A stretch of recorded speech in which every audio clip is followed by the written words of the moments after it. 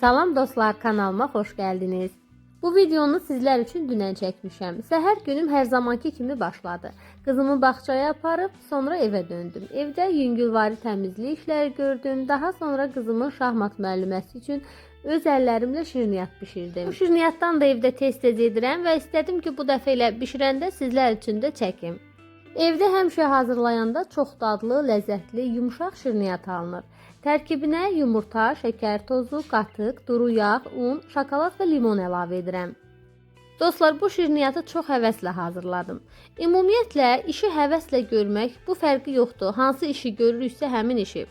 İnsanın həyat keyfiyyətini və uğurunu birbaşa müəyyən edən ən vacib amillərdən biridir. Həvəs və sevgi ilə edilən iş yorğunluq gətirmir. Əksinə, insana enerji verir. Bir işi həvəslə görmək üçün bir neçə əsas prinsip var. Onlardan biri məqsədini bilməkdir. Niyə bu işi görürsən? Əgər məqsədin aydın olarsa, işə motivasiyalı başlayırsan və uğursuzluq səni yolundan döndərə bilmir. Bu şirniyyatı hazırlayarkən gözümün önündə uşaqlıq illərim canlandı. Uşaq olanda anam tez-tez bu şirniyyatı bişirirdi. Evin içini bürüyən o misilsiz dad, qoxu hələ də gözümün önündədir. Biz uşaq olanda indiki kimi texnologiya inkişaf etməmişdi. Yalnız gördüklərimiz haqqında məlumatımız var idi. Məlumatı başqa bir yerdən alma şansımız çox az idi. Ona görə də fərqli şirniyyatlar falan görmürdük. Ancaq mənim anam Bakı şəhərində təhsil aldığı üçün həmin illərdə çoxlu mətbəx əşyaları almışdı və həmin mətbəx əşyalarının içərisində ortasında dəliyi olan bir şirniyyat qabı var idi ki, anam həmişə onun içində şirniyyat bişirirdi. Mənə o qədər maraqlı gəlirdi ki, bu necə olur ki, ortasında belə dəli əmələ gəlir. Anam şirniyyat hazırlayanda mən maraqla izləyirdim. Necə yumurtanı çırpır, şəkər tozunu əlavə edir, yağı qatır və digər ərzaqları bir-bir əlavə edirdi. Ən maraqlı an isə anam bu şirniyyatın içərisinə həmişə kişmiş əlavə edirdi. O mənim üçün əsl sehirli bir an kimi görünürdü. Bacımla ən sevdiyimiz hissə əlbəttə ki, xəmirdən barmağımızla dadmaq idi. Anam hər dəfə gülərək deyirdi ki, hələ bişməyib, gözləyin, amma biz səbirsiz uşaqlar mütləq dadına baxmaq istəyirdik. Sonra sobaya qoyulanda səbirsizliklə gözləyirdik ki, qapını arada açıb içəri boylanırdıq ki, nə vaxt bişəcək və biz onu yeyəcəyik. İndi böyüyəndə anlayıram ki, təkcə şirniyyatın dadı yox, o anların özü mənim üçün çox dəyərlidir.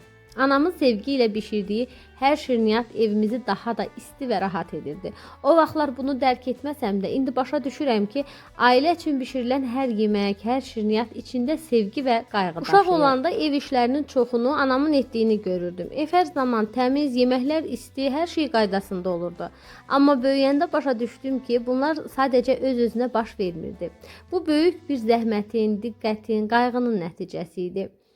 Bir çox qadın illər boyu ev işlərini bir vəzifə kimi görüb yorulmadan hər kəs üçün rahat bir mühit yaradır.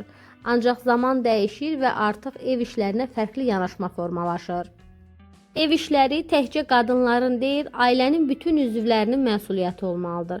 Həyat yoldaşların, övladların bir-birinə dəstək olması, işlərin paylaşılması ailədə daha çox harmoniya və sevgi yarada bilər. Həmçinin unutmayaq ki, ev işləri qadınların əsas vəzifəsi deyil, onların həyatının yalnız bir hissəsidir. Hər bir qadın öz inkişafına, hobbilərinə, arzularına vaxt ayırmalı və ev işlərini tək başına yox, ailəsi ilə birlikdə etməlidir. Bugün bir daha başda anam olmaqla bütün qadınları təbrik edirəm. Sizin zəhmətiniz, sevginiz və qayğınız həyatın ən gözəl parçalarından biridir. Qadınlar yalnız evin deyil, bütöv bir cəmiyyətin gücüdür. Mən də sizinlə maraqlı söhbət edə şirniyyatımın artıq birinci mərhələsini yekunlaşdırıram. Onu bişirmə qabına əlavə edirəm və sobaya yerləşdirirəm ki, bişsin. Və gəlin həmin mərhələni də birlikdə izləyək.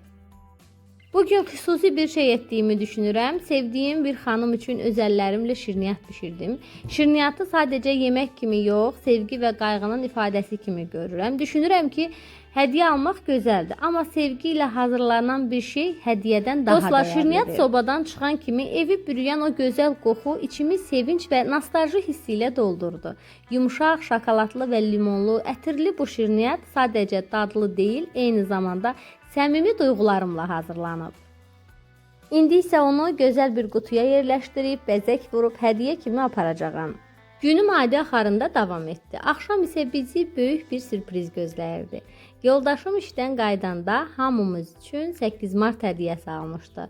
Bu bizi çox sevindirdi. Qızım üçün balaca bir oyuncaq və gül buketi, qaynanama ətir və gül, mənim üçün isə tülpan buketi və saat hədiyyə almışdı. Ən maraqlısı odur ki, mən saatı bir dəfə xoşladığımı yoldaşımın yanında demişdim və o bunu yadında saxlayıb həmin saatı mənim üçün hədiyyə alıb. Bu mənim üçün xüsusi bir məna daşıyır. Çünki diqqət və qayğı hər şeydən önəmlidir.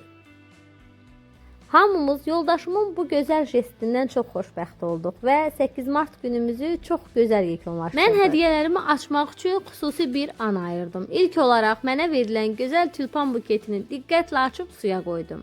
Təzə çiçəklərin qoxusu evi bürüdü. Çiçəklər təkcə gözəl görünüşü ilə deyil, həm də içində daşıdığı məna ilə insana xoş hisslər yaşadır. Sevgi, qayğı və diqqət dolu bir hədiyyədir. Qaynanamın da gülünü açdım və onu da suya qoydum ki, solmasın.